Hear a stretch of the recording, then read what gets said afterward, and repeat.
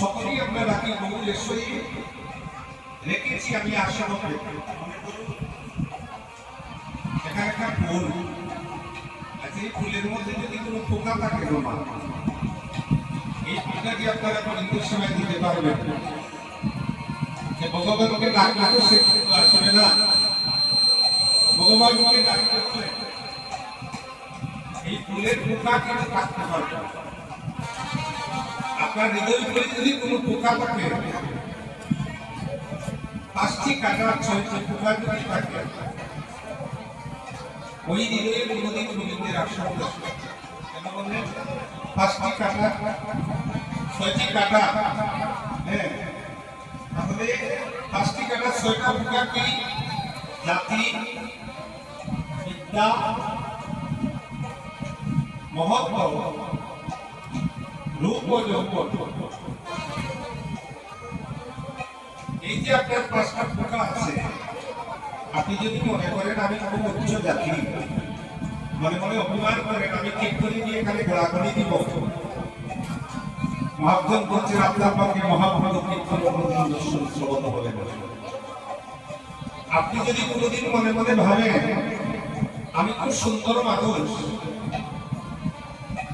আমি সেখানে ঘোরাঘুরি যাব না,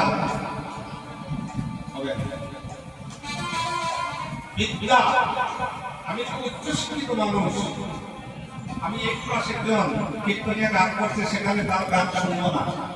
প্রভু বললেন বিদ্যা করলে কি হইবে তোমার, তোমার এই বিদ্যা কোনো কাজে লাগবে না।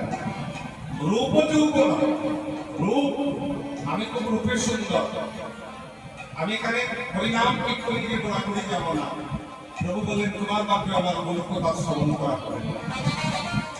যৌবন কিছু কিছু যুবক বন্ধু আমাদের মতো আছে, তারা কীর্তনিয়া যখন কীর্তন করে আসলে দেখবেন কেউ ক্রন্দ করেছে, তারা দূর থেকে হাসে। কেন জানেন? অর্থাৎ তার এই যৌবনের বাহারে সে অমৃত বস্তুটাকে সে হারিয়ে ফেলছে, তার বাপকেও সেই হরিনাম শ্রবণ করা করে। তাই আমরা গরুকে যদি ডাকতে হয়, গরু পরম দয়াল, তাকে উজাড় করে ডাকতে হবে। কোনদিন বলেছি আমরা গরুর কাছে গিয়ে গাছ থেকে আমি তোমার ভাই?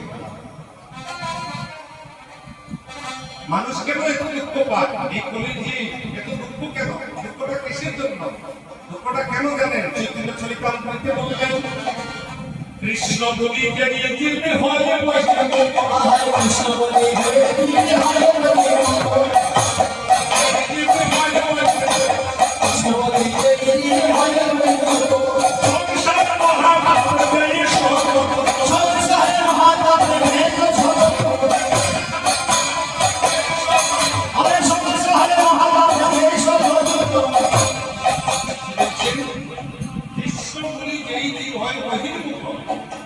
সংসার মহাতা কৃষ্ণকে বলে দেনা, ভগবানকে বলে দেনা। কারা জানেন? যার অট্টালিকা বিল্ডিং আছে করে গিয়ে কৃষ্ণ ভক্ত নাই, তার মতো বুঝি এই চলাচলে নাই। আমরা তো মনে করি অনেক করি রাধা প্রভুর সাথে